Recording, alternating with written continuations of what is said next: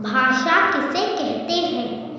अपने मन के भावों या विचारों को दूसरों तक पहुंचाने के माध्यम को भाषा कहते हैं। दूसरा, लिपि किसे कहते हैं? ध्वनि को जिन चिन्हों से लिखकर प्रकट किया जाता है उसे लिपि कहते हैं। तीसरा, व्याकरण किसे कहते हैं? जिसके द्वारा हम भाषा के शुद्ध रूप को पढ़ना, लिखना तथा बोलना सीखते हैं उसे व्याकरण कहते हैं।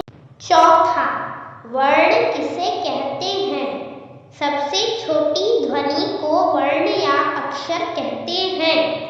पांचवा, वर्णमाला किसे कहते हैं? वर्णों के क्रम से लिखे तथा व्यवस्थित समूह को वर्णमाला कहते हैं। छठा, संयुक्त वर्ण किसे कहते हैं? जब कोई व्यंजन अपने अगले वर्ण के साथ जुड़ता है तब उसे संयुक्त वर्ण अथवा संयुक्त व्यंजन कहते हैं। सातवां, शब्द किसे कहते हैं? दो या दो से अधिक वर्णों के सार्थक समूह को शब्द कहते हैं। आठवां, वाक्य किसे कहते हैं? शब्दों के सार्थक समूह को वाक्य कहते हैं। नौवां, संज्ञा किसे कहते हैं? नाम वाले शब्दों को संज्ञा कहते हैं। 10वां, संज्ञा के कितने भेद होते हैं? पहला, व्यक्तिवाचक संज्ञा। दूसरा, जातिवाचक संज्ञा। तीसरा, भाववाचक संज्ञा। चौथा, द्रव्यवाचक संज्ञा। पांचवा, समूहवाचक संज्ञा। 11वां, लिंग किसे कहते हैं? शब्द के जिस रूप से उसके पुरुष या स्त्री जाति होने का बोध होता है उसे लिंग कहते हैं। 12वां, वचन किसे कहते हैं? संज्ञा शब्द के जिस रूप से किसी व्यक्ति या वस्तु के संख्या में एक अथवा एक से अधिक होने का पता चलता है उसे वचन कहते हैं। 13वां, सर्वनाम किसे कहते हैं?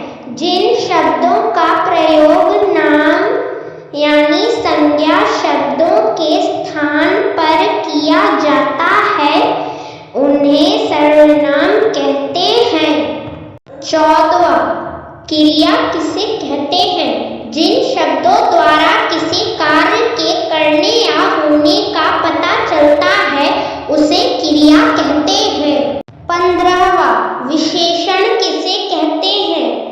जिन संज्ञा शब्दों से किसी व्यक्ति, प्राणी, वस्तु, स्थान अथवा सर्वनाम की विशेषता बताई जाती है उसे विशेषण कहते हैं।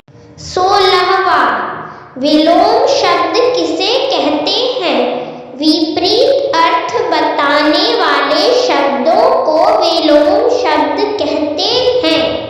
17वां, पर्यायवाची शब्द किसे कहते हैं? समान अर्थ देने वाले शब्दों को पर्यायवाची शब्द कहते हैं। 18वां, अनेक शब्द